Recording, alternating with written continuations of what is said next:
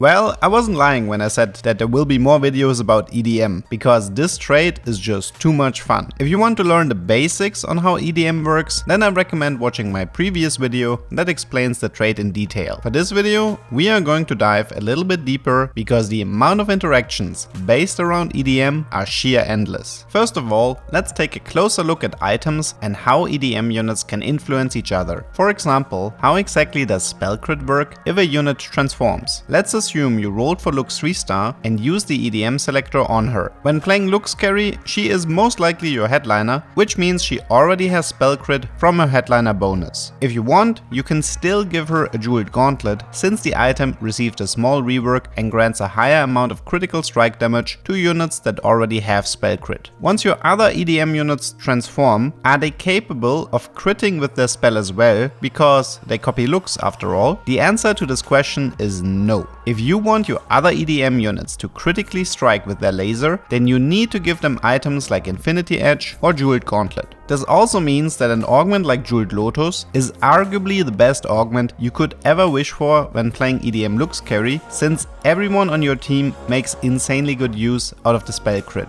Next up, let's take a look at AP items, because recently there was a very important change. We're going to stay with the Lux example, but this time we are interested in increasing the damage. What happens if you give Lux a Rabadon Staff Cap? Does it only increase her own damage, or does it increase the damage for every single EDM unit that copies her? In the first days of set 10, the AP on Lux did in fact increase the damage for every single EDM unit. This meant if you gave her a Rabadon or an Archangel, then it was almost the same as putting these items on 3 other units as well. This was kind of broken, which is why Riot had to change this interaction. Now only the star level of the sampled unit matters. So if you sample a Zac 3-star, then your Zed 1-star copy in the corner will copy the base damage from the Zac 3-star. If Zac has any AP items, then this will only increase the damage for himself. Another change that was made to EDM is that now the items for each individual unit matter. If you give Zed a Rabadon or a Giant Slayer, then those items will increase the damage when he transforms into Lux. This sounds complicated, but all you have to remember is this. The base damage number that shows when you hover over your sampled unit is the number that gets copied and shared. Every unit will enhance this base damage with spell crit or AP items themselves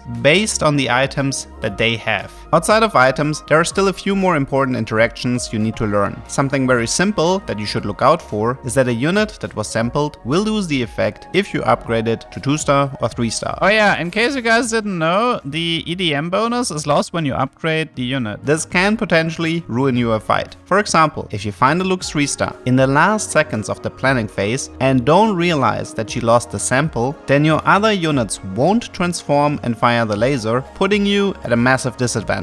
Thankfully, the game is quite lenient on how much time you have where you can use the EDM selector, so as long as the combat didn't start yet, you can sample a new unit. This interaction might get fixed in the future, but at least for now, you should always remember to resample your units after upgrading them. One of the trickier parts that will likely need more investigation is timing the abilities. What do I mean by that? Well, for example, what happens if you sample a Lux and 8 seconds into the combat, your Zac is currently bouncing around on your board? It is not possible for 2 abilities to overlap, which means that in this example, the Zac ability overrides the EDM transformation and the enemy has 1 less laser to worry about. This can happen to Lux as well. If you have good timing, then she can potentially ult twice in a row. If she starts her cast right when the EDM timer hits, then the opposite happens and the second cast will be lost. In most cases, I think it's better to focus on damage items and make sure that the laser hits as hard as possible, and you worry less about mana items that can potentially ruin everything. You also don't have to worry about mana getting lost. When your EDM units transform back, they will return with the same amount of mana they had before the transformation. For our final mechanic, let's take a look at some conditions that need to be met so your units will transform. As you might have seen in the previous video, the game will decide the strongest of each EDM unit, so you have a maximum of 4 transformations. It does not matter if any units are taken out. If you have 2 Jacks on your board and one of them dies, then the other Jacks will not magically start transforming. This means if you have duplicates, you want to position the weaker ones in the front and protect the ones that will transform. It also doesn't matter if your sampled unit dies. Everyone will remember which unit was sampled and snapshot the stats when the unit died. It's not something you necessarily want, especially when you're utilizing items like Archangel, but at least you don't have to worry about losing a fight because of an unfortunate snipe during combat. This should give you a good overview on how to find success with the EDM trait. You can still expect more videos about EDM in the future, since there is a lot of pretty cool tech to improve your board. I hope you learned something, and see you next time.